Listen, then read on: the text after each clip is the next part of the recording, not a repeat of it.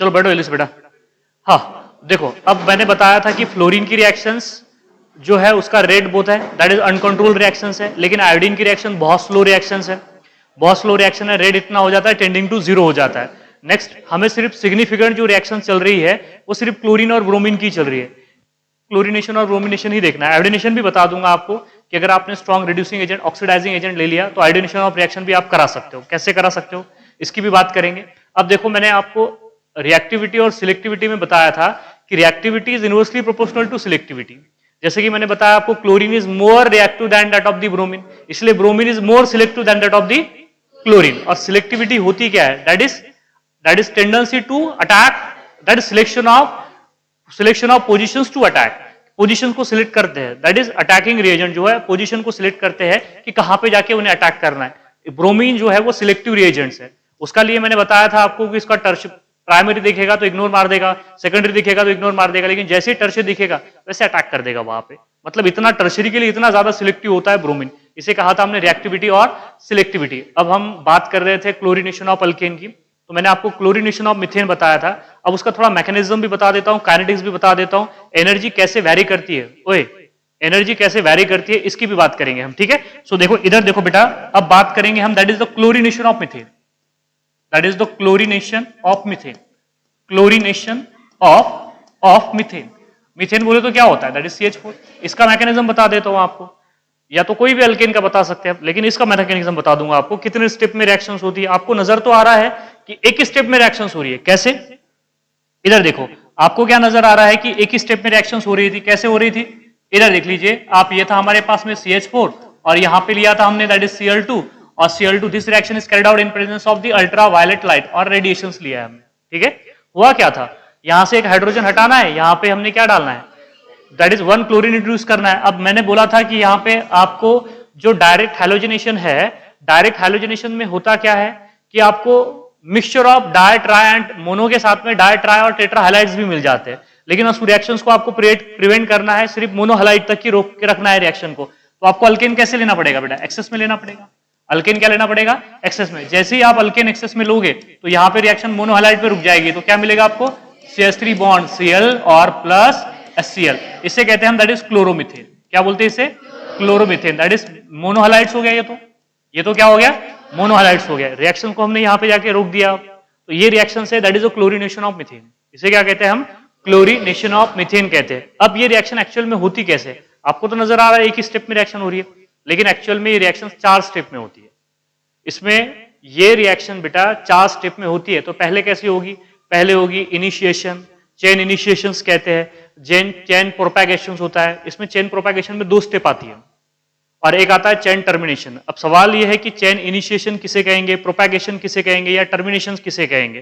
तो देखो सबसे पहले होता क्या है, चेन इनिशिएशन होता है। देखो ये फ्री रेडिकल मैकेनिज्म है, तो फ्री रेडिकल मैकेनिज्म में यहां पे हम बात करेंगे चेन इनिशिएशंस क्या होता है, चेन प्रोपैगेशंस क्या होता है और चेन टर्मिनेशंस क्या होता है। तो देखो सबसे पहली जो स्टेप्स है यहां पे, सबसे पहली जो स्टेप है इसमें वो है दैट इज चेन इनिशिएशन। अब मैं बताऊंगा आपको कि इनिशिएशन, देखो ये चीजें बार बार आएगी बेटा, जब कभी भी फ्री रेडिकल मैकेनिज्म आएगा, जब मैं एंटी मार्कोनिकॉफ रूल पढ़ा होगा आपको तब उसमें भी फ्री रेडिकल मैकेनिज्म आएगा, तो उसमें चेन इनिशिएशन, चेन प्रोपैगेशन और चेन टर्मिनेशन आपको देखते आना चाहिए। मैं बताऊंगा अभी कि आप कैसे देखते हैं चेन इनिशिएशन, चेन टर्मिनेशन और चेन प्रोपैगेशन। तो सबसे पहले बात करेंगे हम यहाँ पे, देखो बेटा इसकी रिएक्शंस की काइनेटिक्स की। मतलब काइनेटिक्स मतलब एक्चुअली यहाँ पे रिएक्शन का मैकेनिज्म होता कैसे, रिएक्शन मैकेनिज्म होता, इसका मतलब क्या है, that is a complete description of each step of reaction.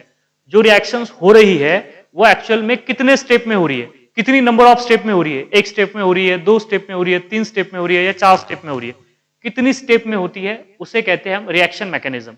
और दूसरी बात और सुन लीजिए कि जो रिएक्शन सिंगल स्टेप में होती है उसे कहते हैं हम एलिमेंट्री रिएक्शन। कौन सी reaction, elementary reaction. Those reaction which is occur in single step, only 1 step में होगी बेटा, उसे क्या बोलेंगे आप, एलिमेंट्री रिएक्शन। और ऐसी रिएक्शन जो एक से ज्यादा में हो उसे कहते हैं कॉम्प्लेक्स रिएक्शन।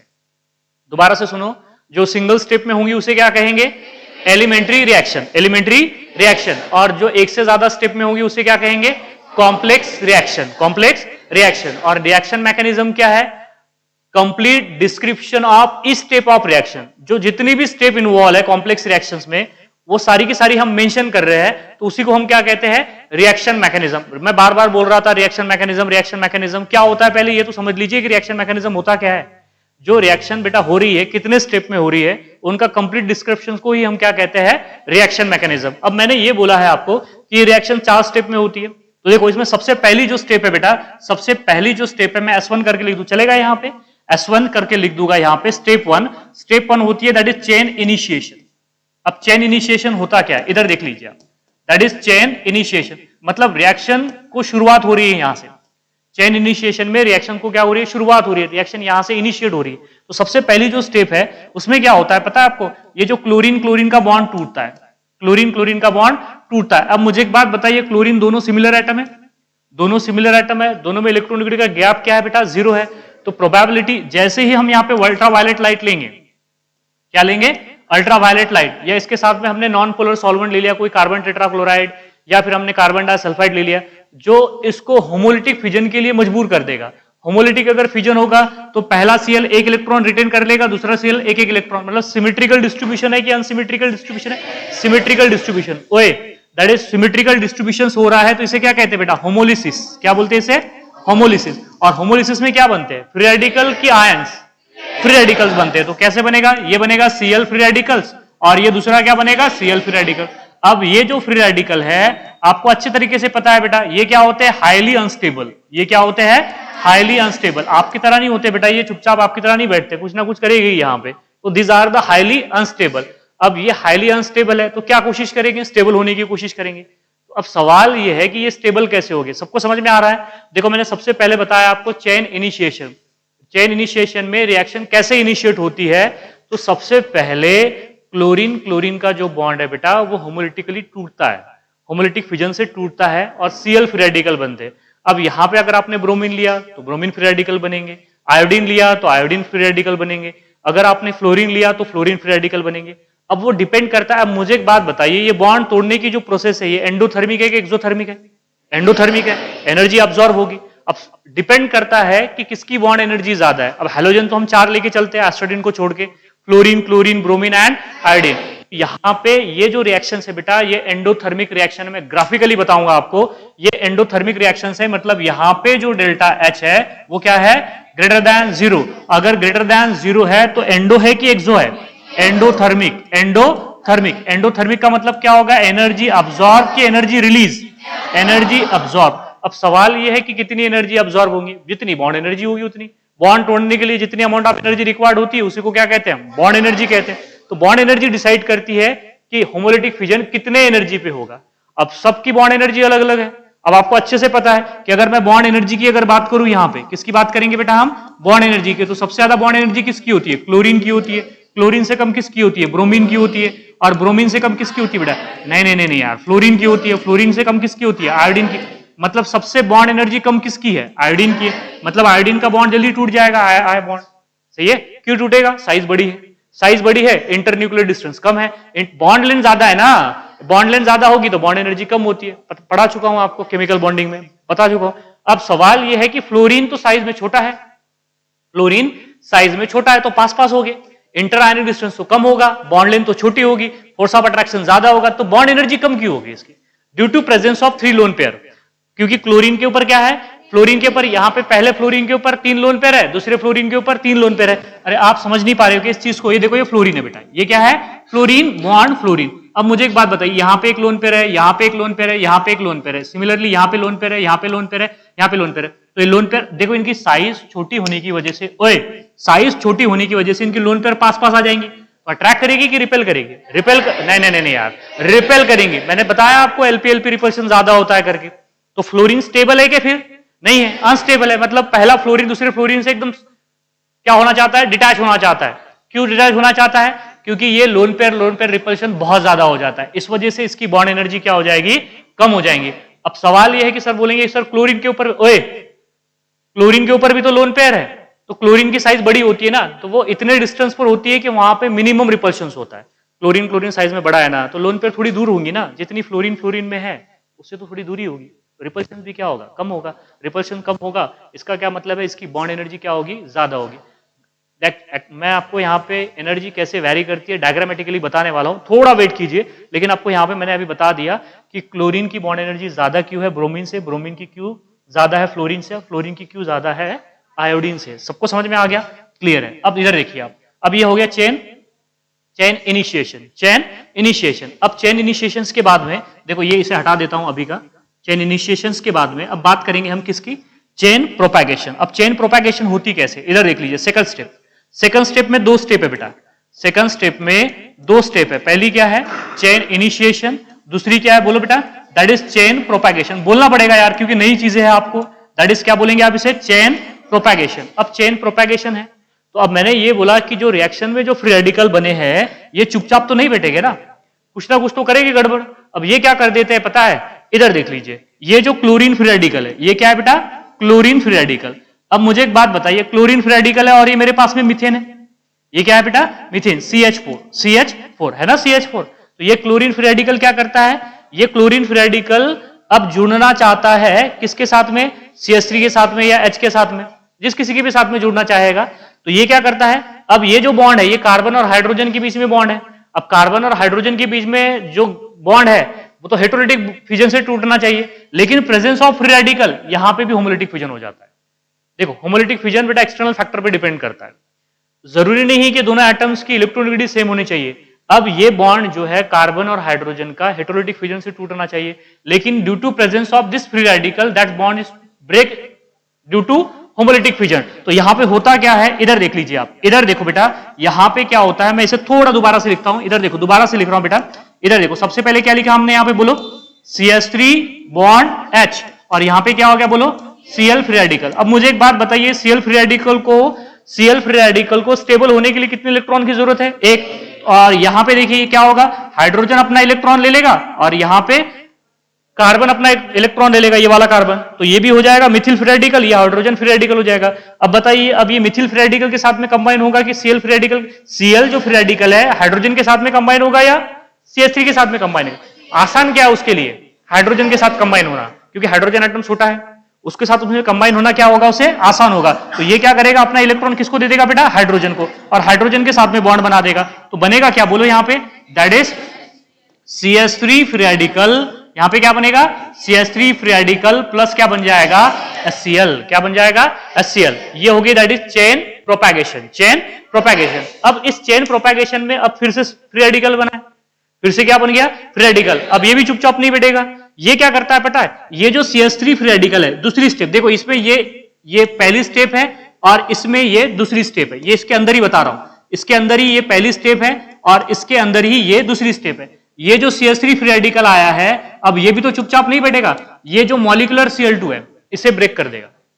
अब Cl तो एक नहीं होगा ना, एक से ज्यादा Cl भी हो गए वहां पे, तो यहां पे क्या करेगा, ये जो CH3 फ्री रेडिकल है ये दूसरे Cl2 मॉलिक्यूल पे अटैक करेगा और इससे होमोलिटिक फ्यूजन के लिए मजबूर कर देगा। फिर होगा क्या बेटा, देखो ये Cl का एक इलेक्ट्रॉन इधर, ये Cl का एक इलेक्ट्रॉन इधर, और ये Cl के साथ में ये वाला क्या हो जाएगा, कंबाइन हो जाएगा। समझ में आ गया, तो क्या हो जाएगा, CH3Cl, फिर से क्या हो जाएगा यहाँ पे, CH3Cl। सबको समझ में आ रहा है ना। तो देखो अब ये जो है ये होमोलिटिक फ्यूजन क्यों हुआ, ये तो सबको समझ में आ गया, क्योंकि दोनों सिमिलर एटम है। यहाँ पे अलग से कोई बात बताने की जरूरत है नहीं, लेकिन फिर भी ये Cl फ्री रेडिकल इस Cl2 को होमोलिटिक फ्यूजन से तोड़ देता है। तो ये Cl फ्री रेडिकल और ये मिथिल फ्री रेडिकल आपस में कंबाइन होकर क्या बना देंगे, बोलो बेटा, CH3, बोलो ना यार, CH3 बॉन्ड Cl प्लस क्या बना देंगे, Cl फ्री रेडिकल। अब एक बात मजेदार है इसमें, ये जो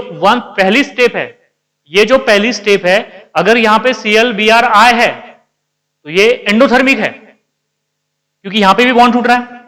ओए यहां पे भी क्या टूट रहा है, बॉन्ड। कौन सा बॉन्ड टूट रहा है, CH3 कार्बन हाइड्रोजन बॉन्ड टूट रहा है। कौन सा बॉन्ड टूट रहा है, कार्बन हाइड्रोजन बॉन्ड।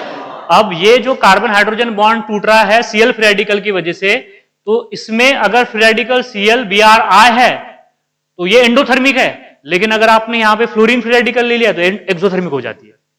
समझ में आ रहा है क्या, दोबारा से सुनो, ये जो स्टेप है ना, ये वाली जो स्टेप है, ये बेटा ये वाली जो स्टेप है ये कौन सी है, एंडोथर्मिक है, लेकिन अगर आपने फ्लोरीन ले लिया तो एक्सोथर्मिक हो जाती है। हाँ, अगर सेकंड स्टेप की अगर हम बात करें तो सेकंड स्टेप सबके लिए, चाहे Cl हो, Br हो, I हो या F हो, सबके लिए क्या हो जाएगी, वो एक्सोथर्मिक हो जाएगी। क्या हो जाएगी, एक्सोथर्मिक। क्योंकि यहां पे जो है बेटा ये जो फ्री रेडिकल है ये मिथिल ये जो प्रोडक्ट साइड है, ये प्रोडक्ट साइड में एनर्जी ज्यादा रिलीज हो जाती है क्योंकि प्रोडक्ट बन रहा है यहां पे, इसकी स्टेबिलिटी ज्यादा होती है, इस वजह से नेट जो है एनर्जी रिलीज हो जाती है।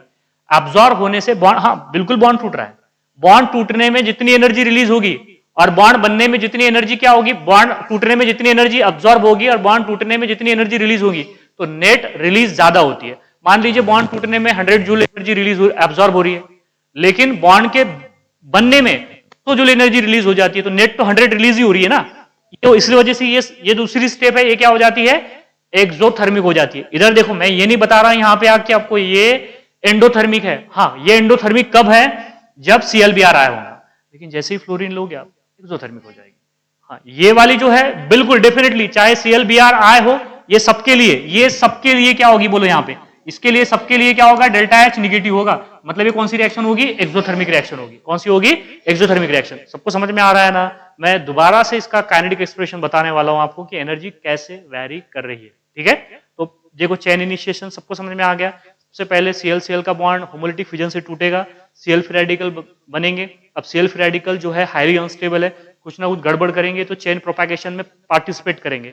चेन प्रोपैगेशन में 2 स्टेप है, पहला है जो Cl फ्री रेडिकल अटैक करता है बेटा किसके साथ में, मिथेन के साथ में रिएक्शन करके क्या बना देता है, methyl free radical, methyl free radical. अब methyl free radical chlorine, molecular chlorine के ऊपर अटैक करता है और क्या बना देगा, CH3Cl और plus Cl free radical, Cl free radical. ये जो दूसरी स्टेप है, हो गए टोटल 3 स्टेप हो गए।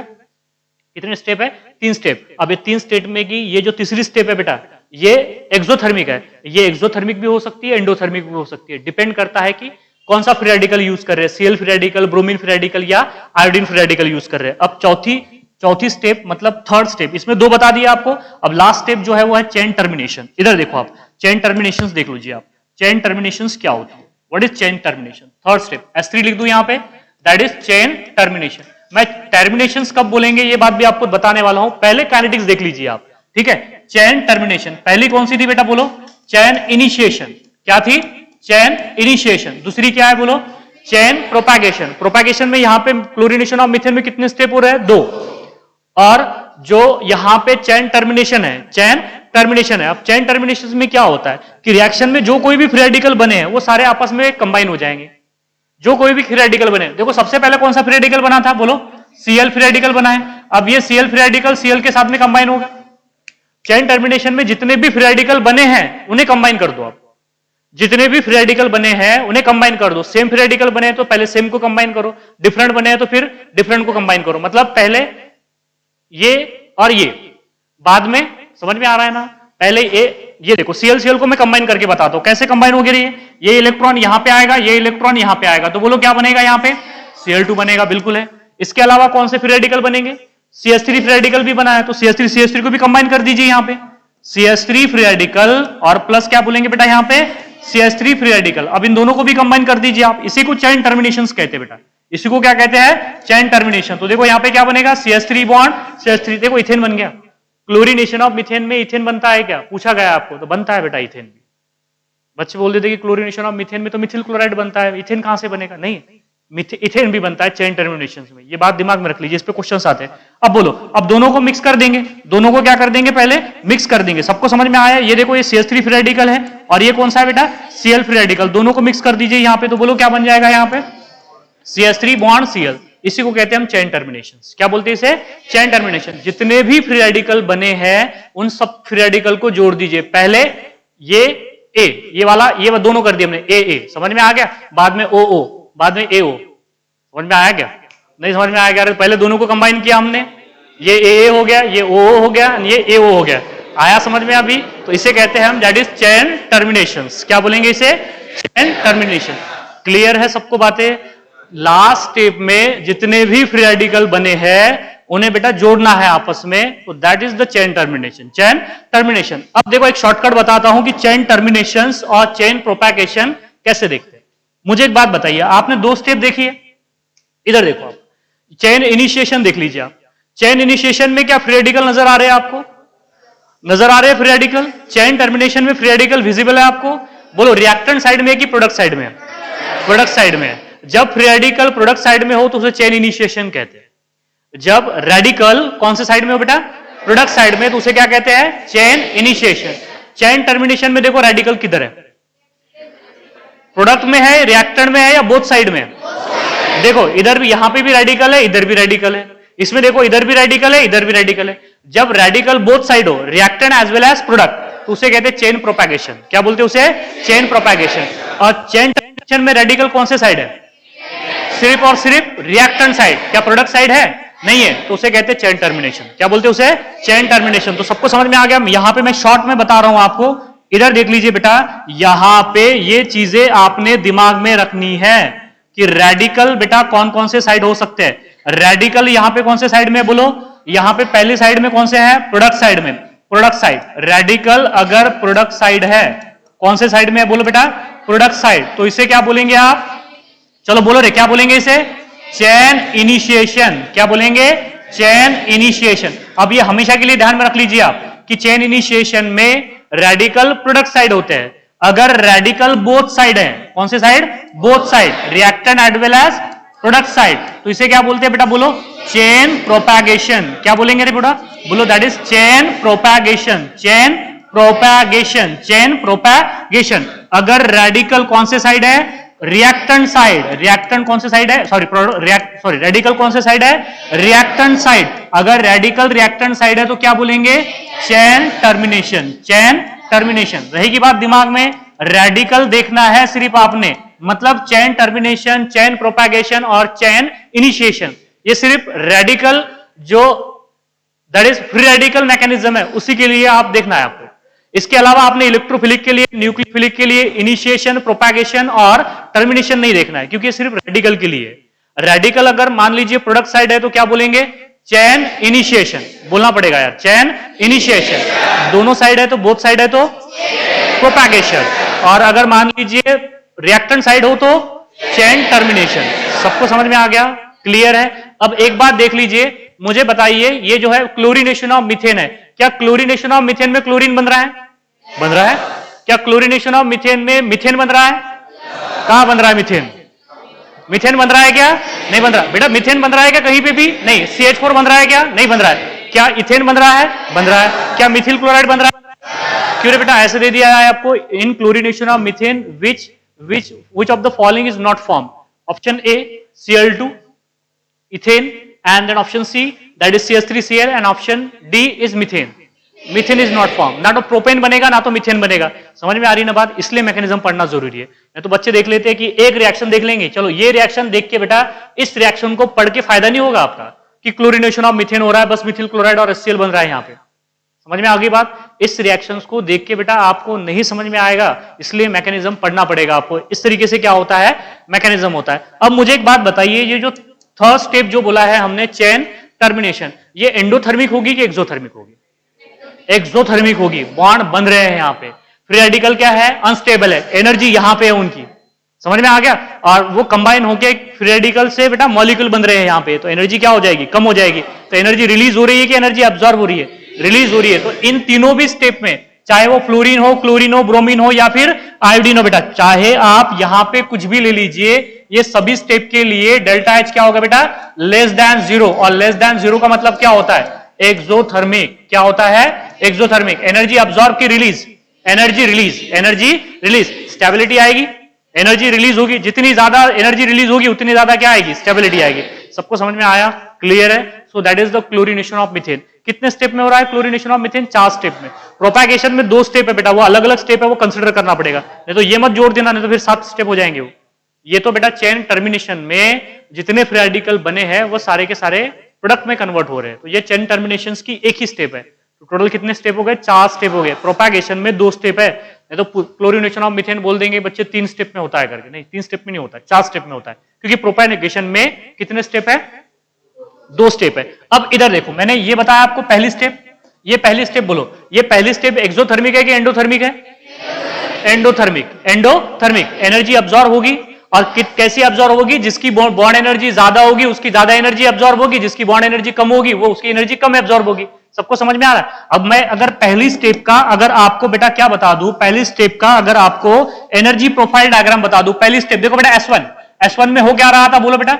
S1 में क्या हो रहा था? इधर देख लीजिए, ये जो हैलोजन है, हैलोजन था, ये हैलोजन का बॉन्ड होमोलिटिक फ्यूजन से टूट रहा है। चाहे आप क्लोरीन ले लीजिए, ब्रोमीन ले लीजिए, अरे समझ में आ रहा है ना, चाहे आप क्लोरीन ले लीजिए, ब्रोमीन लीजिए, या फिर क्या लीजिए बेटा, आयोडीन। तो बोलो यहां पे क्या बन रहे थे, twice x free radical, twice x free radical. Endothermic है कि एक्सोथर्मिक है, एंडोथर्मिक है, क्योंकि बॉन्ड फ्यूजन हो रहा है। बॉन्ड फ्यूजन क्या होता है बेटा, एक्सो की एंडो, एंडो मतलब delta H greater than zero, greater than zero. अब ये डिपेंड करता है कि किसकी बॉन्ड एनर्जी ज्यादा है। जिसकी बॉन्ड एनर्जी ज्यादा होगी वहां पे एनर्जी ज्यादा एब्जॉर्ब होगी, जिसकी बॉन्ड एनर्जी कम होगी वहां पे एनर्जी कम एब्जॉर्ब होगी। तो मैंने आपको बॉन्ड एनर्जी का ऑर्डर भी बता दिया। देखो दोबारा से बता रहा हूं बेटा, बॉन्ड एनर्जी, बॉन्ड एनर्जी, चलो बोलो बॉन्ड एनर्जी क्या थी, क्लोरीन की ज्यादा थी किससे, ब्रोमीन से, ब्रोमीन की ज्यादा थी किससे, फ्लोरीन से, फ्लोरीन के, और फ्लोरीन की ज्यादा है किससे, आयोडीन से। मतलब सबसे जल्दी बॉन्ड कौन सा टूटेगा, आयोडीन का, और सबसे बाद में बॉन्ड कौन सा टूटेगा, क्लोरीन का। मतलब क्लोरीन का बॉन्ड तोड़ने के लिए ज्यादा एनर्जी रिक्वायर्ड है। तो अगर मैं ग्राफिकली अगर बताऊं तो इधर देखो बेटा, ग्राफिकली ऐसे नजर आएगा आपको। अब कुछ बातें और एडिशनल बताने वालों, यहां पे क्या लेंगे हम, बोलो पोटेंशियल एनर्जी, यहां पे क्या लेंगे, बोलो progress of reaction, progress of reaction. इस डायरेक्शन में रिएक्शन क्या कर रही है, प्रोग्रेस कर रही है, तो इसे क्या बोलेंगे, प्रोग्रेस ऑफ रिएक्शन। देखो इधर देखो बेटा, इधर देखो आप, इधर देखो बेटा, सबसे पहले सबसे ज्यादा बॉन्ड एनर्जी किसकी है, क्लोरीन की है। सबसे ज्यादा बॉन्ड एनर्जी किसकी है, क्लोरीन की। चलो क्लोरीन लिया आपने यहां पे, तो ये क्लोरीन के लिए ग्राफ होगा। इधर देखिए अच्छे से बना देता हूं, ये होगा क्लोरीन के लिए, ये होगा बेटा क्लोरीन के लिए, ये किसके लिए होगा, क्लोरीन। क्यों बेटा, अब मुझे एक बात बताइए, देखो एनर्जी अब्सॉर्ब हुई दिख रहा है आपको, पहले रिएक्टेंट की कम थी, प्रोडक्ट की क्या हो गई, बढ़ गई, एनर्जी क्या होगी, अब्सॉर्ब हो गई। सबको समझ में आ गया, ये क्लोरीन के लिए। अब ब्रोमीन के लिए, अगर ब्रोमीन के लिए लूंगा तो ग्राफ इसके ऊपर आएगा किसके नीचे आएगा, नीचे आएगा। तो कलर चेंज करके बता देता हूं फिर आपको। इधर देखो, ये होगा बेटा किसके लिए, ये ब्रोमीन के लिए, ये किसके लिए होगा, ब्रोमीन के लिए, दैट इज Br2। ये किसके लिए होगा, ब्रोमीन के लिए। अब फ्लोरीन के लिए इससे नीचे होगा, चलो कलर चेंज करके बता देता हूं आपको। ये होगा फ्लोरीन के लिए, ये किसके लिए होगा, फ्लोरीन के लिए, और उससे कम किसके लिए होगा, आयोडीन के लिए। तो ये भी तो कलर चेंज करके बता दूं, चलो ठीक है, ये भी बता देता हूं, ठीक है। तो ये किसके लिए होगा, आयोडीन के लिए, ये किसके लिए होगा, आयोडीन के लिए। विजिबल है, देखो ये एंडोथर्मिक है, नजर नहीं आ रहा कि एंडोथर्मिक है करके, थोड़ा इसे दोबारा से बनाते हैं। इधर देखिए आप, अरे यार पूरा ही चले गया, हाँ इधर देखिए, कहीं नहीं गया, यहीं पे है।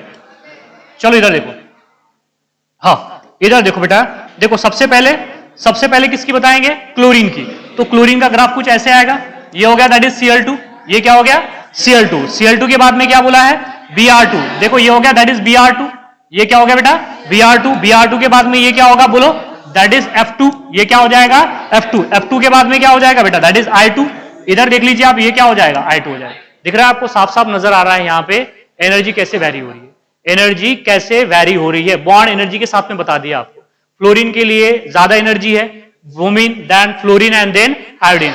यहां पे दिख रहा है आपको सबके लिए एंडोथर्मिक है कि एक्सोथर्मिक है, एंडोथर्मिक है। ये देख लीजिए आप, यहां से लेके चलेंगे इन्हें, यहां से अगर लेके चलेंगे तो सबके लिए अगर आप देखोगे बेटा, तो डेल्टा H जो है वो क्या है, यहाँ पे पॉजिटिव है। डेल्टा H क्या हो जा रहा है यहाँ पे, पॉजिटिव। डेल्टा H क्या है, पॉजिटिव। दिख रहा है ना डेल्टा H पॉजिटिव, नहीं दिख रहा है क्या, ये आयोडीन का दोनों बराबर दिख रहा है क्या, बराबर दिख रहा है क्या। अगर बराबर दिख रहा है तो फिर मुझे इसे दोबारा से एक बार और बनाना पड़ेगा।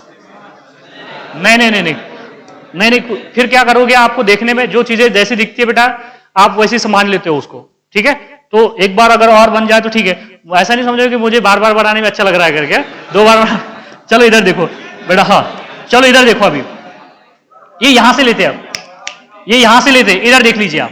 चलो ठीक है, अब ठीक है, ये क्लोरीन है, ये क्लोरीन के बाद में बेटा ये है ब्रोमीन, ये है ब्रोमीन। ब्रोमीन के बाद में ये क्या है बेटा, ये वाला क्या है, दैट इज फ्लोरीन। फ्लोरीन के बाद में ये वाला क्या है, चलो बोलो रे, ये वाला क्या है बेटा, दैट इज आयोडीन। अब सही हो गया, अभी सबको समझ में आ गया। So this are the graphical representation for this reaction, this step.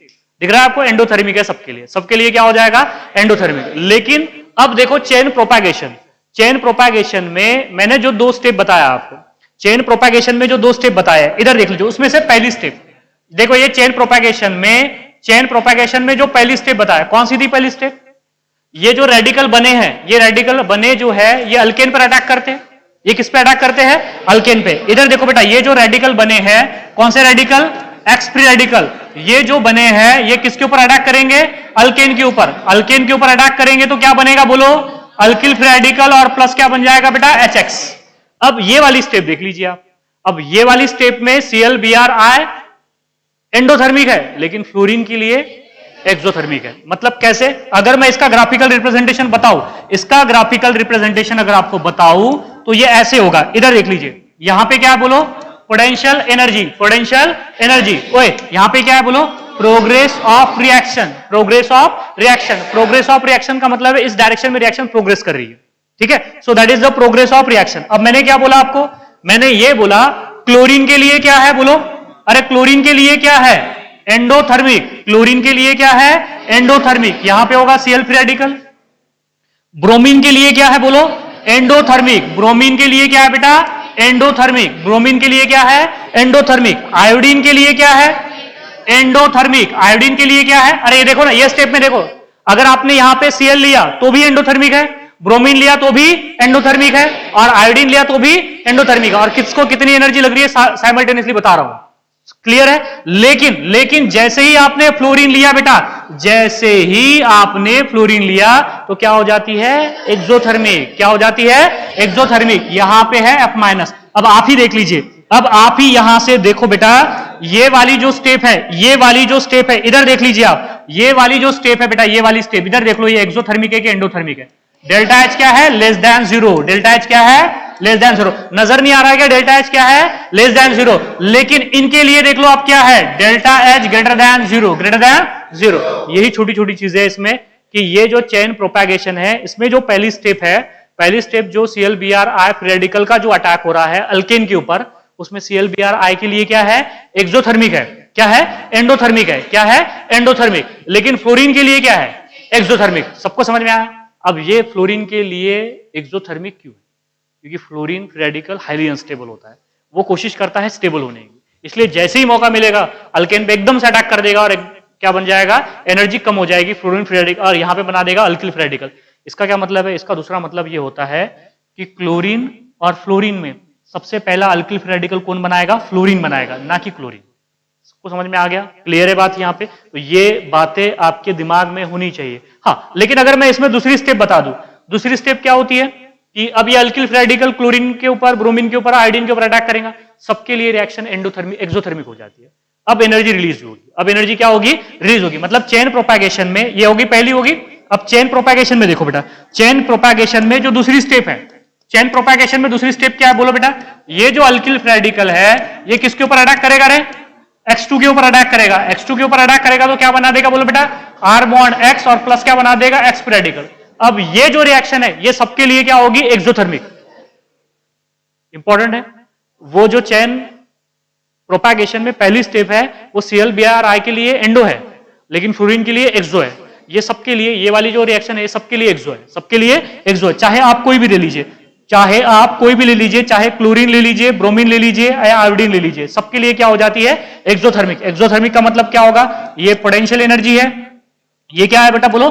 Progress of reaction, progress of reaction. और ये वाली सबके लिए ऐसे हो। दिख रहा है आपको? एक्सो है कि एंडो है? कौन सी है बोलो? एक्सो है बेटा। ये कौन सी है? एक्सो। देखो डेल्टा H क्या हो गया? यहाँ पे निगेटिव हो गया, तो ये क्या है कि यहाँ पे एक्सोथर्मिक हो गई। क्या होगी? एक्सोथर्मिक। ये सबके लिए क्या होगी? एक्सोथर्मिक। और एक इंपॉर्टेंट रिएक्शन बता देता हूं, ए रिएक्शन में देखो, आप नोट करके बता रहा हूं बेटा, ये चीजें आपको नोट करके बताई जा रही है। इधर देख लीजिए, अगर मैंने यहां पे क्लोरीन ले लिया, क्लोरीन नहीं लिया, ब्रोमीन नहीं लिया, आयोडीन नहीं लिया, यहां पे क्या लिया है? क्लोरीन। तो क्लोरीन में ये स्टेप ऐसे नहीं होती, हालांकि एक्सोथर्मिक ही होती है, लेकिन कैसे होती है इधर देख लीजिए। ये स्टेप देखो दोबारा से, ये वाली स्टेप, यहां पे क्या है बोलो? अल्किल फ्री रेडिकल, और यहां पे क्या है? Cl bond Cl। अब देखो इस बार मैंने क्या लिया यहां पे? क्लोरीन। क्लोरीन ब्रोमीन की जगह पे क्या लिया? Chlorine, Cl2। तो यहां पे बनेगा क्या बोलो बेटा? That is R bond Cl plus क्या बनेगा? Cl free radical, Cl free radical. सबको समझ में आ रहा है? Cl free radical. ये वाली स्टेप देख लीजिए आप, ये देखो, ये जो स्टेप है, ये सबको समझ में आ गई? देखो ये वाली जो स्टेप है ना, ये वाली स्टेप ध्यान में रखना, सबके लिए क्या होती है? एंडोथर्मिक की एक्सोथर्मिक? एक्सोथर्मिक। मतलब एनर्जी रिलीज होगी यहां पे, एनर्जी क्या होगी? रिलीज। एक लास्ट स्टेप बता रहा था मैं, सॉरी ये वाली नहीं बेटा, ये लास्ट स्टेप बता रहा था। बोलो लास्ट स्टेप कौन सी है? बोलो बोलो ना यार, लास्ट स्टेप कौन सी है? Chain termination. चेन टर्मिनेशन में होता क्या है? चेन टर्मिनेशन में देखा है आपने कि X फ्री रेडिकल कंबाइन होकर क्या बनाएंगे? X2 बनाएंगे। Cl फ्री रेडिकल कंबाइन होकर Cl2 बनाएंगे। तो मैं ये वाली स्टेप बता रहा हूं आपको, इधर देखो आप, एक्स मतलब जो भी फ्री रेडिकल है, चाहे कोई भी फ्री रेडिकल है, जो कंबाइन हो रहे हैं बेटा और बना रहे हैं यहां पे X2, ये रिएक्शन कैसे होगी? ये वाली जो रिएक्शन है बेटा ये एक्सोथर्मिक ही होगी। कैसी होगी रिएक्शन? एक्सोथर्मिक। ये हो गया प्रोग्रेस ऑफ रिएक्शन। अब ये वाली रिएक्शन देख लो आप, ये ऐसे होगी। ये कौन सी रिएक्शन है बोलो? एक्सोथर्मिक। नजर आ रहा है ना पीछे वाले बेटा? इधर देखो, आप बाद में बातें करना घर पे जाके। इधर देखो, ये क्या हो जाएगी बोलो? एक्सोथर्मिक। ये क्या हो जाएगी? एक्सोथर्मिक। लेकिन अगर आपने यहां पे Cl ले लिया तो इसका ग्राफ थोड़ा अलग आता है, ये बता रहा था मैं आपको। इधर देखो, अगर आपने तीसरी स्टेप में अगर आपने यहां पे Cl फ्री रेडिकल प्लस क्या लिया बेटा? Cl फ्री रेडिकल, दोनों मिलके क्या बना देंगे? Cl2। तो इसका ग्राफ थोड़ा अलग आता है, इसका जिराफ बेटा थोड़ा अलग आता है। इधर देख लीजिए आप, इधर देखो आप, इसका जो बेटा ग्राफ है ये क्या है? Potential energy. ये क्या है? Progress of reaction. ऐसे आता है। ओए इधर देखो बेटा, बोलो एक्सोथर्मिक है कि एंडोथर्मिक है? एक्सोथर्मिक। एक्सोथर्मिक रिएक्टेंट की एनर्जी ज्यादा है, प्रोडक्ट की एनर्जी कम है। ये देखो यहां पे ये क्या है? रिएक्टेंट कौन कौन से है बोलो? यहां पे रिएक्टेंट कौन से है? ट्वाइस Cl फ्री रेडिकल, और प्रोडक्ट कौन सा है बोलो?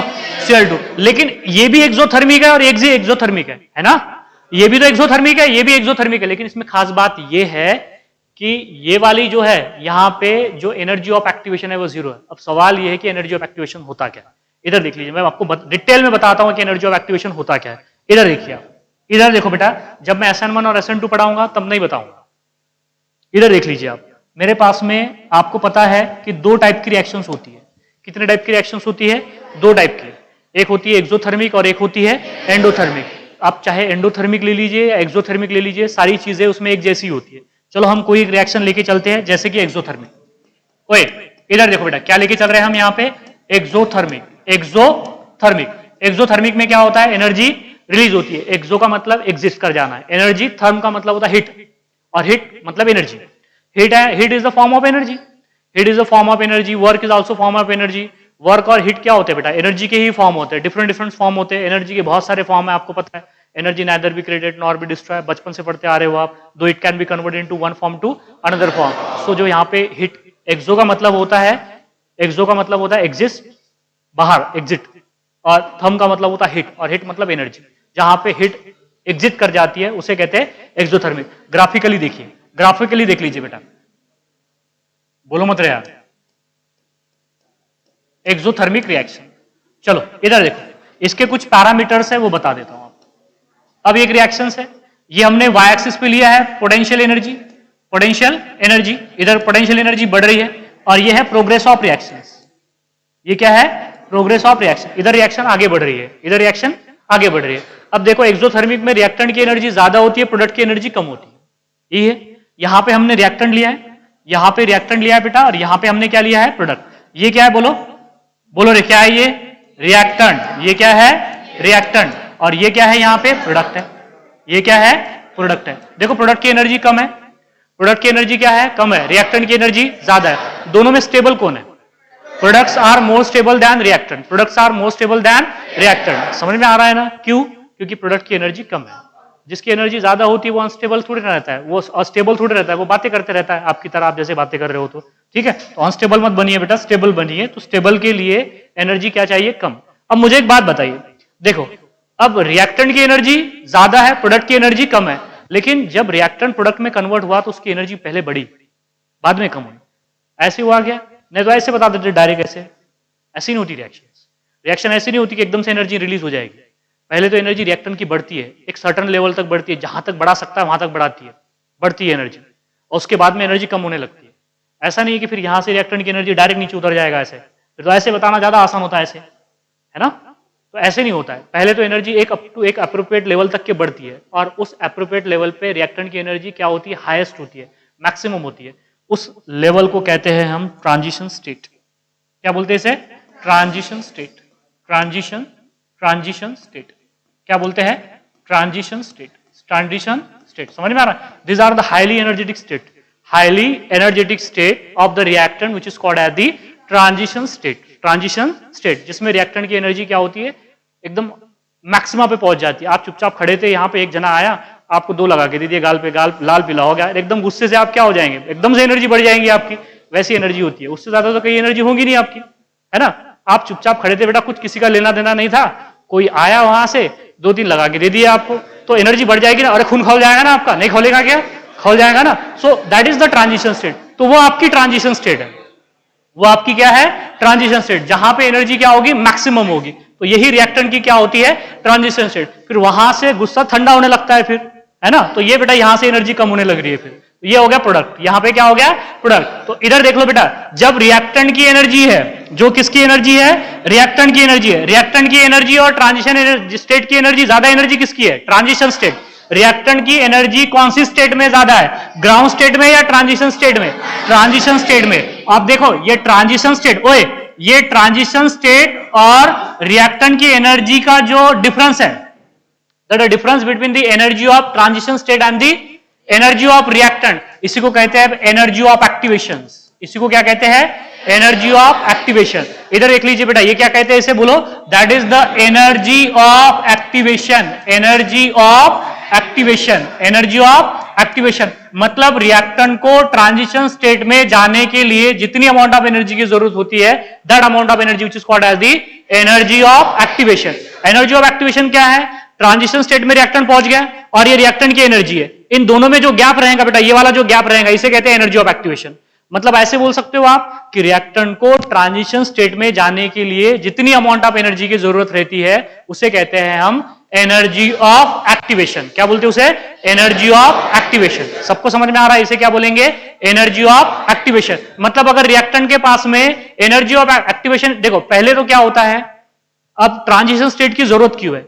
Every reactant is goes to the transition state before it convert into product. मतलब रिएक्टेंट को ट्रांजिशन स्टेट में करना होता है before it converted into the product. आपको किसी कॉलेज में सिलेक्शन चाहिए तो आपको पहले एग्जाम में से गुजरना पड़ेगा, वैसे ही बेटा रिक्वायरमेंट है यहाँ पे रिएक्टेंट के लिए। ऐसे नहीं चला जाएगा प्रोडक्ट में, उसे ट्रांजिशन स्टेट में जाना पड़ेगा। तो ट्रांजिशन स्टेट में अगर जाएगा तभी वो प्रोडक्ट में जा सकता है। अब ट्रांजिशन स्टेट के बाद में वो डायरेक्ट रिएक्टेंट में भी वापस आ सकता है, आ सकता है बिल्कुल। यहां तक देखो, यहां तक गए आप बेटा, हिल पे यहां तक चढ़े, अब यहां पे थक गए आप, रुक गए, वहां से वापस आ जाओगे आप ऐसे, सही है ना। और यहां तक आ गए आप, यहां पे आ गए, यहां तक आ गए आप। अब आपको उधर जाने के लिए ज्यादा एफर्ट लगाने पड़ेंगे क्या? नहीं। आप कई बार साइकिल चलाते हो तो ऊपर चढ़ने के लिए कितनी मतलब जोर लगाना पड़ता है, ठीक है। अब यहां पे आ गए तो यहां पे तो आप रिलैक्स हो जाओगे, आराम से चले जाओगे आप। मतलब ट्रांजिशन स्टेट में जाने के बाद रिएक्टेंट प्रोडक्ट में भी जा सकता है और रिएक्टेंट में भी कन्वर्ट हो सकता है। सबको समझ में आ रहा है? वो आगे की बातें मैं बाद में बताऊंगा आपको काइनेटिक्स में, ये एक्चुअल में काइनेटिक्स ही है। तो सबको समझ में आ रहा है? यहां पे इसे जो रिएक्टेंट और ट्रांजिशन स्टेट में जो एनर्जी गैप है, उसे कहते हैं हम एनर्जी ऑफ एक्टिवेशन। क्या बोलते हैं उसे? Energy of activation. और जो रिएक्टेंट और प्रोडक्ट के बीच में जो एनर्जी गैप है, रिएक्टेंट और प्रोडक्ट के बीच में जो एनर्जी गैप है बेटा, इसे कहते हैं हम डेल्टा एच। क्या बोलते हैं? Delta H. और डेल्टा एच को कहते हैं हीट ऑफ रिएक्शन। क्या बोलेंगे इसे? बोलो, heat of reaction. Heat of reaction. देखो डेल्टा एच को क्या कहते हैं? Heat of reaction. अगर डेल्टा एच लेस देन 0 है तो एक्सोथर्मिक बोलेंगे, डेल्टा एच ग्रेटर देन 0 है तो एंडोथर्मिक बोलेंगे। एनर्जी ऑफ एक्टिवेशन समझ में आ रहा है? रिएक्टेंट और ट्रांजिशन स्टेट में जो एनर्जी गैप है बेटा, उसे कहते हैं हम एनर्जी ऑफ एक्टिवेशन। मैंने सिर्फ आपको 2 ही पैरामीटर अभी बताए हैं बेटा, 3 बताए। एक है ट्रांजिशन स्टेट जिसमें रिएक्टेंट की एनर्जी क्या होती है? हाईएस्ट होती है। और रिएक्टेंट और ट्रांजिशन स्टेट में जो एनर्जी डिफरेंस है उसे क्या बोलते हैं? Energy of activation. Energy of activation. और प्रोडक्ट और रिएक्टेंट के बीच में जो एनर्जी गैप है उसे क्या बोलते हैं? Heat of reaction. Heat of reaction. यहां पे डेल्टा एच पॉजिटिव है कि निगेटिव है? निगेटिव है। तो एक्सोथर्मिक है कि एंडोथर्मिक है? एक्सोथर्मिक। अगर डेल्टा एच पॉजिटिव होगा मतलब एंडोथर्मिक हो जाएगा। क्या हो जाएगा?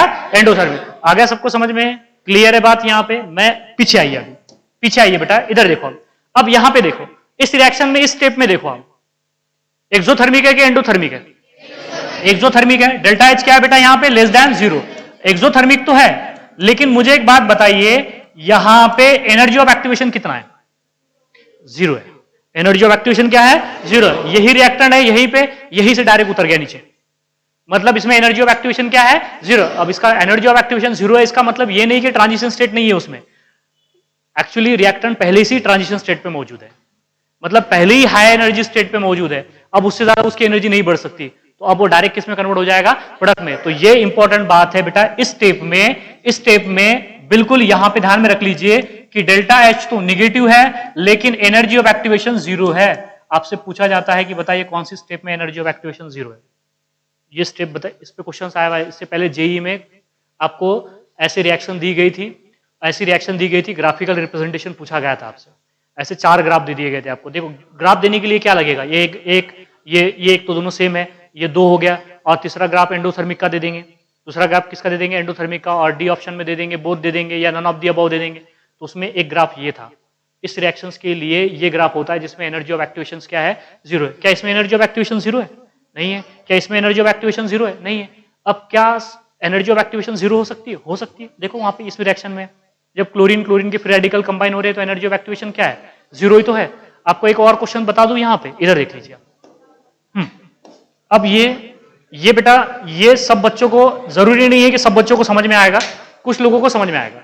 इधर देखो, अब मैं अब यहाँ पे 2-4 ग्राफ निकाल के बताता हूं, अब आप ही बताइए यहाँ पे। अब आपको डेल्टा एच भी समझ में आ गया, ओए डेल्टा एच समझ में आ गया ना, ई समझ में आ गया, ट्रांजिशन स्टेट समझ में आ गई, एनर्जी ऑफ रिएक्टेंट समझ में आ गई, एनर्जी ऑफ प्रोडक्ट समझ में आ गई।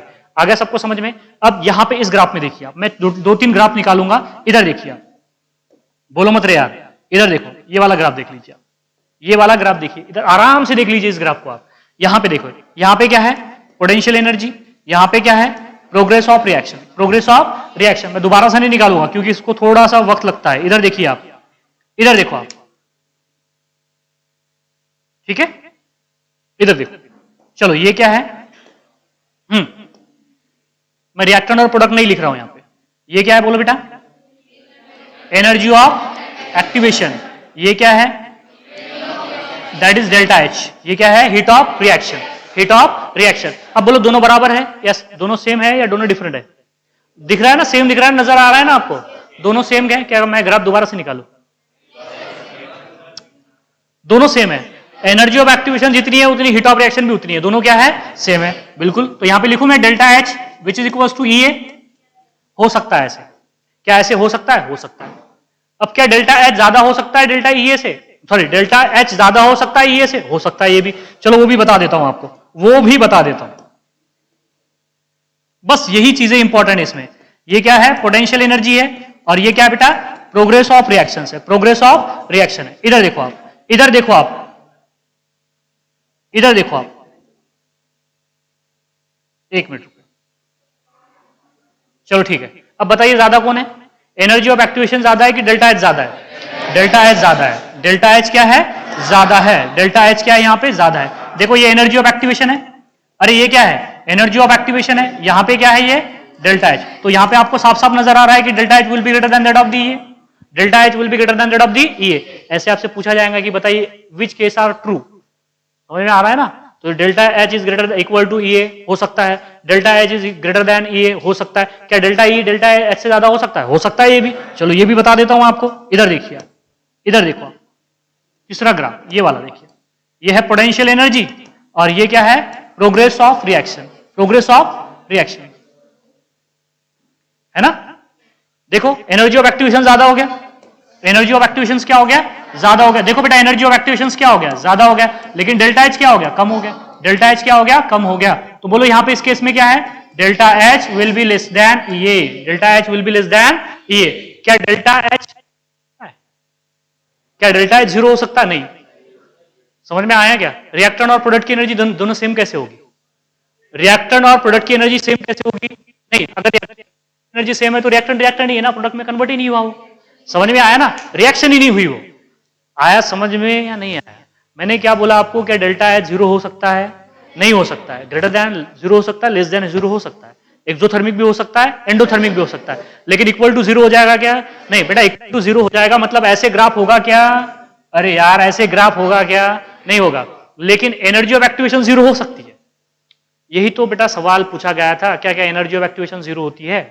हो सकती है एनर्जी ऑफ एक्टिवेशन। दिख रहा है आपको, इससे पहले बता चुका हूं, क्लोरीन क्लोरीन जब फ्री रेडिकल, दोनों क्लोरीन के फ्री रेडिकल कंबाइन होते हैं, Cl2 बनाते हैं, तो एनर्जी ऑफ एक्टिवेशन क्या होती है? 0 होती है। तो ये बात आपको समझ में आ गई यहां पे कि delta H not equal to 0, not equal to 0। Delta H कभी भी नॉट मतलब इक्वल टू 0 नहीं होगा। लेस देन 0 भी हो सकता है, ग्रेटर देन 0 भी हो सकता है। ये देख लीजिए आप, डेल्टा एच क्या हो सकता है बेटा? लेस देन और ग्रेटर देन 0 हो सकता है, बट नॉट इक्वल टू 0। ये बात ध्यान में रखना। मैं थर्मोडायनेमिक्स में थोड़ा डिटेल में पढ़ाऊंगा, वही तो बता रहा हूं आपको कि थर्मोडायनेमिकली कंट्रोल प्रोडक्ट किसे कहते हैं, काइनेटिकली कंट्रोल प्रोडक्ट किसे कहते हैं, तो ये सारी चीजें हैं, इसे क्या कहते हैं हम, बोलो, this are the reaction mechanism. यहां से आपको थोड़ा बहुत अब फील आ रहा होगा रिएक्शन मैकेनिज्म का, और थोड़ा बहुत क्या पूरा ही फील बता दिया आपको मैंने रिएक्शन मैकेनिज्म का। इसके बाद में बहुत सारी रिएक्शंस आएगी जिसमें हम रिएक्शन मैकेनिज्म डिस्कस करने वाले। सबको समझ में आ गया? क्लोरीनेशन ऑफ मीथेन क्लियर है बेटा? क्लोरीनेशन ऑफ मीथेन में हो क्या रहा है, टोटल 4 स्टेप हो रही है। 4 स्टेप में सबसे पहली स्टेप कौन सी है बोलो? चेन इनिशिएशन, देन है चेन प्रोपैगेशन, प्रोपैगेशन में 2 स्टेप है, then chain termination. Chain termination में हमने 3 स्टेप देखे वहां पे, ठीक है। और उसमें बताया मैंने आपको कि क्या इसमें मीथेन बनता है, नहीं बनता है, क्या इसमें क्लोरीन बनता है, बनता है, क्या इसमें मिथिल क्लोराइड बनता है, बनता है, क्या इथेन बनता है, बनता है। समझ में आ गई बात यहाँ पे? उसके बाद में मैंने बताया कि फ्री रेडिकल अगर प्रोडक्ट साइड में हो तो उसे चेन इनिशिएशन कहते हैं, अगर बोथ साइड हो तो उसे क्या कहते हैं, प्रोपैगेशन कहते हैं, और सिर्फ रिएक्टेंट साइड हो तो उसे चेन टर्मिनेशन कहते हैं। क्या कहते हैं? Chain termination. और सबसे इंपॉर्टेंट चीजें ये वाली है बेटा इसमें, देखो ये सबसे पहला ग्राफ ये वाला है, इसलिए मैंने कलर चेंज करके बताया आपको। ये वाला ग्राफ है, देखना है आपको बॉन्ड एनर्जी कैसे वैरी कर रही है। और उसके बाद में ये वाला तो इंपॉर्टेंट नहीं है, उससे ज्यादा इंपॉर्टेंट ये है, ये चेन प्रोपैगेशन में जो दूसरी स्टेप है। मजेदार है कि ClBr के लिए एंडोथर्मिक है, लेकिन फ्लोरीन फ्री रेडिकल के लिए एक्सोथर्मिक होगी। समझ में आ गया? देखो यहाँ पे एक्सोथर्मिक है। अब एंडोथर्मिक क्या होता है और एक्सोथर्मिक क्या होता है ये भी बता चुका हूं आपको, और कुछ पैरामीटर्स है रिएक्शंस के वो भी बता चुका हूं। The highly energetic state of reactant which is called as the transition state, and the difference of energy of reactant and transition state, energy of activation, और प्रोडक्ट और रिएक्टेंट के बीच में जो गैप है उसे क्या कहते हैं, heat of reaction, heat of reaction. सबको समझ में आ गया? अब एक बात और बता दूं आपको, ये जो E है ना, ये energy of activation for forward reaction, energy of activation for forward reaction. अगर बैकवर्ड के लिए देखा जाए तो ऐसे हो जाएगा, ये हो जाएगा energy of activation for backward reaction. ये फॉरवर्ड के लिए, ये किसके लिए है? फॉरवर्ड के लिए। तो बताइए energy of activation for forward direction ज्यादा है कि बैकवर्ड डायरेक्शन ज्यादा है? और ये देखो ना, एनर्जी ऑफ फॉरवर्ड रिएक्शन कितना है, इतना है, और एनर्जी ऑफ बैकवर्ड रिएक्शन इतना है। तो बैकवर्ड डायरेक्शन में रिएक्शन होगी क्या? फिर ये नहीं होगी ना। बैकवर्ड जाने में बहुत ज्यादा एनर्जी बनानी पड़ेगी ना उसे ट्रांजिशन स्टेट में जाने के लिए, और फॉरवर्ड में जाने के लिए कम एनर्जी बनानी पड़ेगी। ये समझ में आया आपके? हजम हुई बात ये यहाँ पे कि ये energy of activation for forward reaction है, ये energy of activation for backward reaction है। अगर energy of activation for backward reaction ज्यादा है तो रिएक्शन फॉरवर्ड डायरेक्शन में होगी। अगर एनर्जी ऑफ फॉरवर्ड रिएक्शन अगर ज्यादा है तो एनर्जी, बेटा रिएक्शन को रिवर्स होने से कोई नहीं बचा सकता, फिर रिएक्शन को रिवर्स ही होना पड़ेगा। आगे सबको समझ में? So that reaction is a chlorination of methane. क्या बोलते हैं इसे हम? Chlorination of methane. अब देखो क्लोरीन के लिए मैं इसलिए बता रहा हूं बेटा कि क्लोरीन की जो रिएक्शन है उसमें सिलेक्टिविटी रेट अलग है, लेकिन ब्रोमीन के लिए क्या है, bromine are more selective. Bromine क्या करेगा, इधर देख लो, अब ब्रोमिनेशन भी बता देता हूं। मैंने क्या बोला आपको, हैलोजिनेशन ऑफ अल्केन में क्लोरीन लेंगे तो क्लोरीनेशन ऑफ अल्केन बोलेंगे, और ब्रोमीन लेंगे तो ब्रोमिनेशन ऑफ अल्केन बोलेंगे, आयोडीन लेंगे तो आयोडिनेशन ऑफ अल्केन। वो तो एक एक रिएक्शन लेके निपटा देता हूं यहाँ पे। इधर देखो, अब इधर देखो, अब ब्रोमिनेशन की बात करते हैं। किसकी बात करेंगे बेटा? ब्रोमिनेशन। अब इधर देख लीजिए, ये बहुत आसान है, दैट इज द ब्रोमिनेशन। सिर्फ क्या लेना है आपको? ब्रोमीन लेना है। So that is the bromination, bromination of alkane, bromination of alkane. इधर देखो, ब्रोमीन क्या है? सिलेक्टिव है। ब्रोमीन क्या है बेटा? सिलेक्टिव है। जहां कहीं भी टर्शियरी कार्बन हाइड्रोजन बॉन्ड दिखेगा जाके अटैक कर देगा। प्राइमरी कितने भी हो, प्राइमरी 1600 1700 होंगे तब देखेगा प्राइमरी के तरफ, वैसे तो देखेगा भी नहीं उसे। सेकेंडरी भी बहुत सारे चाहिए, तकरीबन 82 के आसपास चाहिए सेकेंडरी, तब जाके अटैक करेगा। अब इतने बड़े मॉलिक्यूल तो हमारे सिलेबस में है ही नहीं, ठीक है, तो इतने छोटे छोटे मॉलिक्यूल है तो कहीं पे देखने आए दैट इज टर्शियरी। तो देखो यहाँ पे क्या करेंगे आप? ब्रोमीन लेंगे। क्या लेंगे बेटा? Bromine. So that is the Br2, that is Br2, ठीक है, Br2। और ये रिएक्शन जो होती है LBr3 के प्रेजेंस में होती है। अब LBr3 इलेक्ट्रॉन डिफिशिएंट है कि इलेक्ट्रॉन रिच है? Electron deficient. लुईस एसिड है कि लुईस बेस है? Lewis acid. अब देखो ये रिएक्शन कैसे होगी, सही है ना? ऐसे रिएक्शन हो जाएगी, ऐसे रिएक्शन हो जाएगी। और दूसरी बात ध्यान में रखना, ये कौन सी रिएक्शन है बेटा? Electrophilic substitution reaction. कौन सी रिएक्शन है? पहले बताइए सब्स्टिट्यूशन है या नहीं है? दैट हाइड्रोजन एटम, अरे हाइड्रोजन था ना यहाँ पे hydrogen atom is replace by Br atom, so that is a substitution reaction. अब बोलेंगे सर यहाँ पे Br का फ्री रेडिकल क्यों नहीं बने? अरे Br फ्री रेडिकल इसलिए नहीं बने क्योंकि LBr3 लिया है हमने। अब ये LBr3 करता क्या है, इधर देखो, ये LBr3 देखो, इधर देखो आप, ये मेरे पास में LBr3, ये क्या है बेटा? AlBr3, और ये हो गया ब्रोमीन। Br बॉन्ड Br, अब Br bond Br homolytic fission से टूटना चाहिए था। क्या बता रहा है, इधर देख ले पहले। सो दैट इज Br जो है होमोलिटिक फिजन से टूटना चाहिए था, लेकिन ये क्या है बोलो, ये है लुईस एसिड। ये क्या है बेटा, लुईस एसिड। इलेक्ट्रॉन डिफिशिएंट है कि इलेक्ट्रॉन रिच है, इलेक्ट्रॉन डिफिशिएंट है। ये भी लिख देता हूं इसके बारे में कि ये क्या है बेटा, इलेक्ट्रॉन डिफिशिएंट। तो ये क्या चाहता है, इलेक्ट्रॉन चाहता है। ये क्या चाहता है, इलेक्ट्रॉन चाहता है। तो इलेक्ट्रॉन कहां से मिलेंगे उसे, तो यहां से छीनेगा वो इलेक्ट्रॉन, फिर यहां से वो इलेक्ट्रॉन छीनना चाहता है, छीनेगा इसके इलेक्ट्रॉन। अरे ये इलेक्ट्रॉन डिफिशिएंट है ना, तो ये इससे दोनों के दोनों इलेक्ट्रॉन छीन लेता है। छीन लिया, हो गया ऑक्टेट कंप्लीट। इसके आउटर मोस्ट शेल में 6 इलेक्ट्रॉन है ना। अरे AlBr3 में टोटल बॉन्ड कितने हैं, 3 है। 3 बॉन्ड है तो इलेक्ट्रॉन कितने हो गए, 6। ये 2 इलेक्ट्रॉन ले तो कितने हो गए, 8 इलेक्ट्रॉन हो गए ना यहाँ पे। किसके पास, AlBr3 के पास में। वो AlBr3 बचा क्या, नहीं, वो क्या हो गया बेटा, AlBr4 माइनस, AlBr4 माइनस। अब मुझे एक बात बताइए, ये देखो होता क्या है, ये दोनों के दोनों एक इलेक्ट्रॉन लेगा और ये Br को भी साथ में लेना पड़ेगा ना उसे। अब ये दूसरा जो Br है वो इलेक्ट्रॉन डिफिशिएंट हो जाएगा। इलेक्ट्रॉन डिफिशिएंट हो जाएगा तो उसके ऊपर कौन सा चार्ज आएगा, Br प्लस। और Br प्लस को कहते हैं बेटा ब्रोमोनियम आयन। क्या बोलते हैं इसे, ब्रोमोनियम आयन। क्या बोलेंगे, ब्रोमोनियम आयन। इसने तो बना दिया AlBr4। अब AlBr4 इसके ऊपर अटैक करेगा कि Br प्लस अटैक करेगा, Br प्लस अटैक करेगा। तो यहां पे बेटा अटैकिंग जो रिएजेंट होता है वो कौन होता है, Br प्लस, ना कि Br माइनस, ना कि Br फ्री रेडिकल। वो किस वजह से, इस वजह से ये AlBr3 इलेक्ट्रॉन डिफिशिएंट है, which take a Br minus. Br positive को लेगा क्या, वो नहीं ना यार। देखो ना यहाँ पे ये जो Br बॉन्ड Br टूट रहा है, इसमें हो क्या रहा है, ये Br बॉन्ड जो Br टूट रहा है बेटा, एक Br देखो, ये दोनों भी Br इलेक्ट्रॉन की, इनमें दोनों भी Br में इलेक्ट्रॉन की खींचत आनी शुरू है ना। अब इस Br की तरफ से AlBr3 आ गया, इलेक्ट्रॉन खींचने हो गए, तो इसकी ताकत बढ़ गई इलेक्ट्रॉन खींचने की, क्योंकि ये पहले इलेक्ट्रॉन का भूखा है। ये भी इलेक्ट्रॉन खींच रहा है, ये भी इलेक्ट्रॉन खींच रहा है, लेकिन यहाँ पे दोनों में कोई दाल निकल रही है उनकी दोनों की, क्योंकि दोनों की ताकत बराबर है। ये तीसरा आ गया यहाँ पे, इसमें इसकी एंट्री होगी, ये इसके साथ में जुड़ गया। तो अब क्या करेगा, अब ये इलेक्ट्रॉन इधर खींच लेगा। तो ये Br पे कौन सा चार्ज आएगा, नेगेटिव चार्ज। इस Br पे कौन सा आएगा, पॉजिटिव चार्ज। और ये Br नेगेटिव और ये AlBr3 मिलकर क्या बना देंगे, AlBr4 माइनस। अब ये बेचारा क्या कर सकता है, Br प्लस, तो इससे भी इलेक्ट्रॉन चाहिए। अब ये इलेक्ट्रॉन कहां से लेगा, इससे तो छीन नहीं सकता। अब वो यहाँ पे जाके अटैक करेगा। समझ में आ गया। तो ये Br प्लस जो है ब्रोमोनियम आयन, इलेक्ट्रोफाइल है कि न्यूक्लियोफाइल है, इलेक्ट्रोफाइल। इसलिए तो बोल रहा हूं कि ये इलेक्ट्रोफिलिक रिएक्शन है। कौन सी रिएक्शन है, electrophilic substitution reaction, electrophilic substitution reaction. That reaction is a bromination. अब बताने की जरूरत है कि आपको कोई और रिएक्शंस, कोई भी अल्किल हाइड्राइड ले लीजिए आप, वहां पे आपको R बॉन्ड Br मिलेंगे। क्या मिलेंगे, R बॉन्ड Br। लेकिन सिलेक्टिविटी रेट भी देखना पड़ेगा आपको, सिलेक्टिविटी। नहीं तो ऐसी बात नहीं है कि आप ये रिएक्शन नहीं करा सकते, ये रिएक्शन भी करा सकते हो। क्या आप ये रिएक्शन करा सकते हो, बिल्कुल करा सकते हो। That is Br2, this reaction carried out in presence of AlBr3। क्या लेना पड़ेगा आपको, AlBr3। यहां पे जुड़ जाएगा Br, सही है ना। सेकंड, अब टर्शियरी है क्या इसमें, नहीं है ना, तो सेकेंडरी पे जाने का रेट ज्यादा है ना, फिर उसका 82 टाइम्स है ना सेकेंडरी के पास। तो प्राइमरी और सेकेंडरी है, तो सेकेंडरी से जुड़ जाएगा। प्राइमरी से जुड़ेगा क्या, नहीं जुड़ेगा प्राइमरी से। तो ऐसी रिएक्शन होगी, इसे कहते हैं दैट इज ब्रोमिनेशन। क्या बोलते हैं इसे, bromination. Last 5 minute iodination of alkane. देखो ऐसी रिएक्शन है, सिंपल है, इधर देख लीजिए। नेक्स्ट रिएक्शन है आयोडीनेशन ऑफ अल्केन। बाद में बाकी के रिएक्शन हम बाद में देखेंगे, ठीक है। Iodination, iodination of alkane.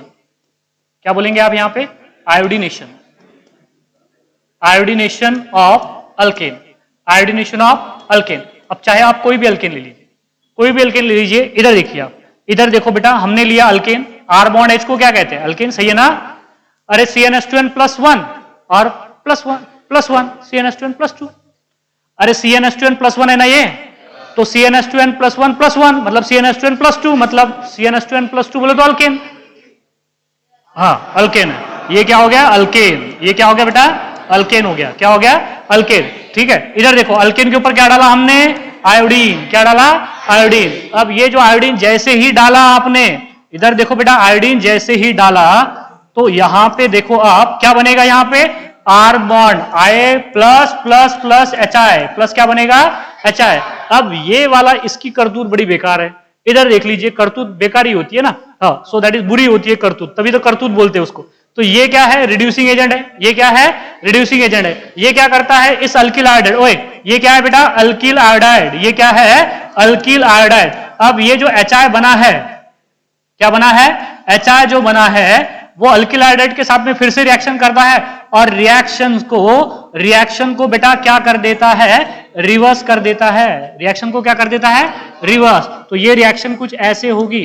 अब देखो मैंने जानबूझ के छोटा बड़ा एरो बताया है। जो छोटा बड़ा का एरो का मतलब होता है ये है रेट ऑफ फॉरवर्ड रिएक्शंस, ये है rate of backward reaction. Rate of backward reaction मतलब रिवर्स होने का रेट ज्यादा है, इसलिए बड़ा एरो बताया। ठीक है, नहीं तो ऐसा नहीं है कि दोनों एरो सेम। दोनों एरो सेम का मतलब होता है दोनों इक्वली इंटरकन्वर्टेबल है, रिवर्सिबल है।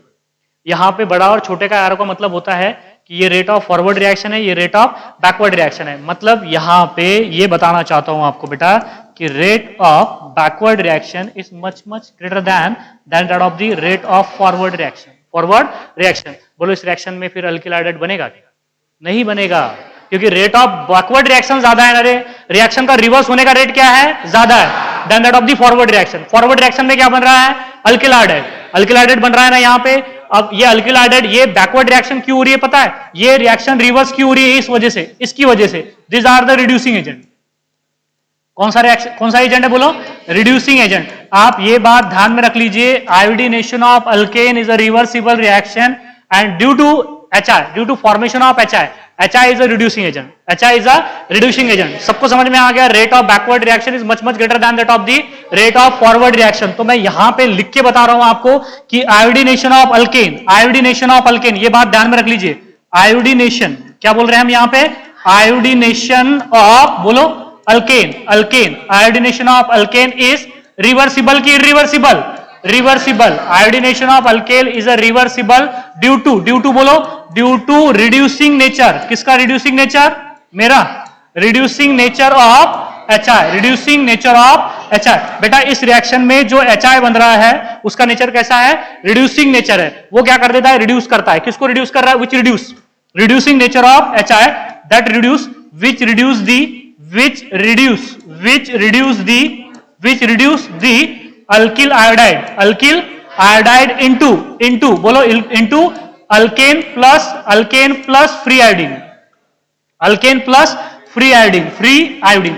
ये जो आयोडीन मॉलिक्यूल है फिर से बन जाता है और ये आयोडीन यहां से ब्राउन कलर का गैस करके एलिमिनेट हो जाता है, ब्राउन सॉलिड बन जाता है।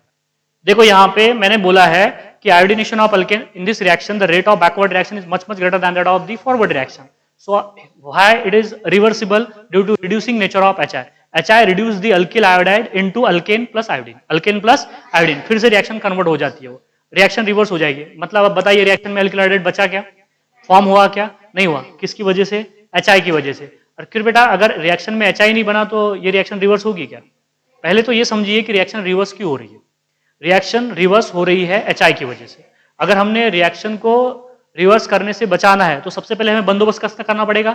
HI का। HI कौन सा रिएजेंट है? Reducing nature. ये क्या कर रहा है? रिड्यूस कर रहा है। रिड्यूस कर रहा है किसको? अल्किल आयोडाइड को। किसमें? अल्केन प्लस आयोडीन में, अल्केन प्लस आयोडीन में। तो अगर हमें इस रिएक्शन को रिवर्स करने से बचाना है तो इसके अपोजिट रिएजेंट हमें यूज करने पड़ेंगे। To prevent the reversible reactions of iodination we use the strong oxidising agent, we use the strong oxidising agent. अरे इसका बंदोबस्त तो ऑक्सीडाइजिंग एजेंट ही करेंगे ना। अगर ऑक्सीडाइजिंग एजेंट यूज कर डाले आपने तो रिएक्शन में HI बनेगा नहीं, रिएक्शन में HI नहीं बनेगा तो रिएक्शन रिवर्स नहीं होगी। सबको समझ में आ गया? बस 3 रिएक्शन बता रहा हूं आपको, 3 रिएक्शन एक ही स्लाइड पे। टू प्रिवेंट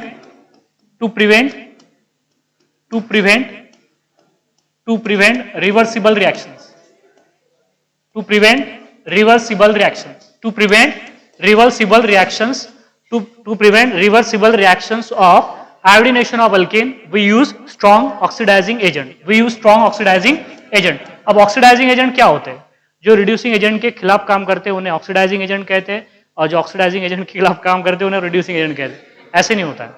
ऑक्सीडाइजिंग एजेंट अलग होते हैं, रिड्यूसिंग एजेंट में डिटेल में पढ़ाऊंगा, अभी सिर्फ आप समझ लीजिए इतना, ठीक है?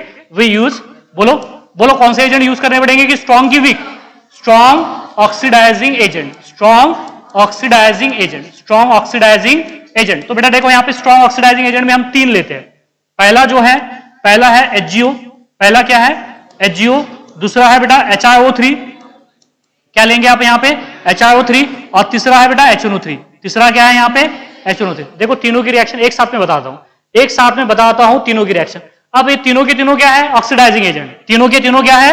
ऑक्सीडाइजिंग। इधर ध्यान दीजिए आप, पहली रिएक्शन देख लो आप। तीनों की साथ में एक साथ में रिएक्शन बताता हूं। ये अल्केन की रिएक्शंस है, आयोडीन के साथ में एक बार HgO लेके, दूसरी बार HiO3 लेके, तीसरी बार HNO3 लेके। तो देखो ये क्या है, यहां पे बोलो R बॉन्ड I को क्या, R बॉन्ड H को क्या कहते हैं, अल्केन।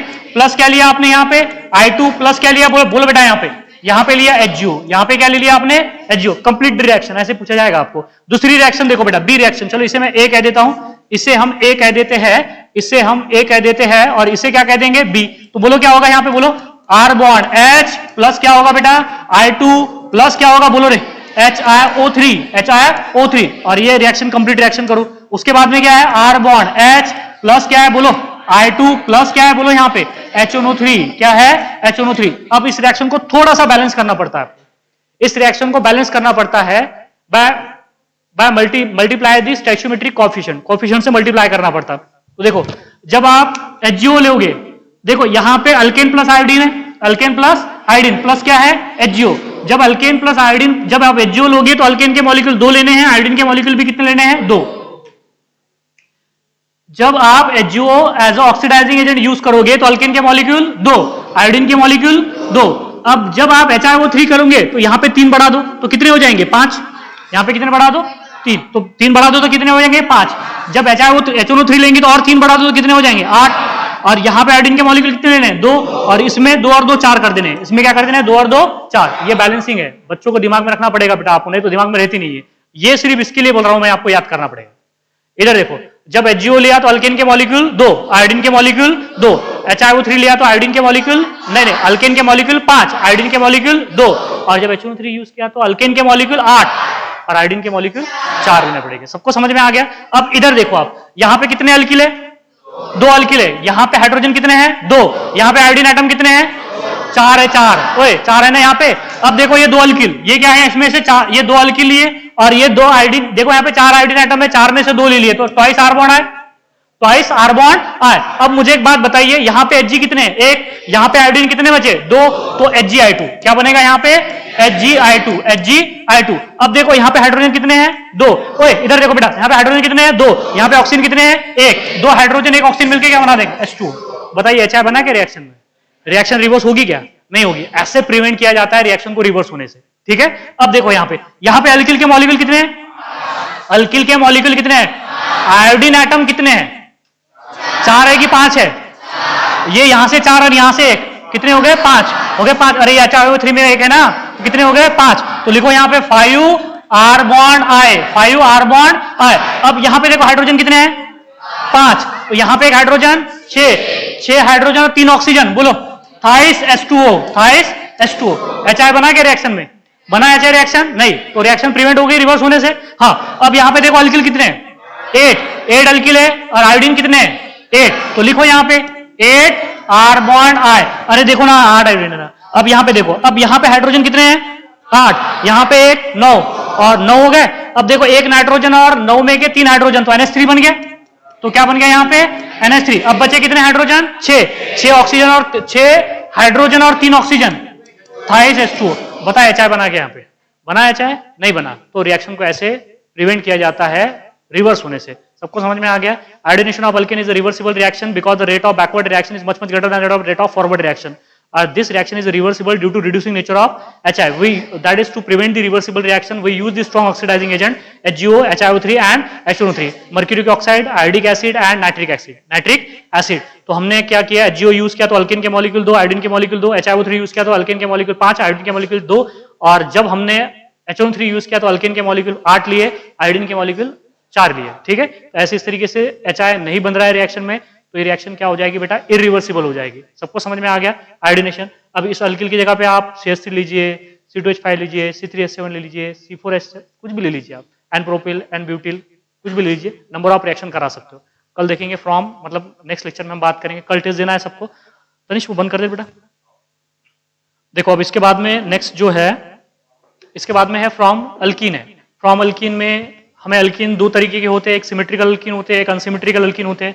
उसमें मार्कोनिकॉफ रूल आएगा, एक एंटी मार्कोनिकॉफ रूल आएगा. मार्कोनिकॉफ और एंटी मार्कोनिकॉफ रूल कुछ नहीं होता है. सारी चीजें है बेटा वो किस वजह से होती है, स्टेबिलिटी की वजह से होती है.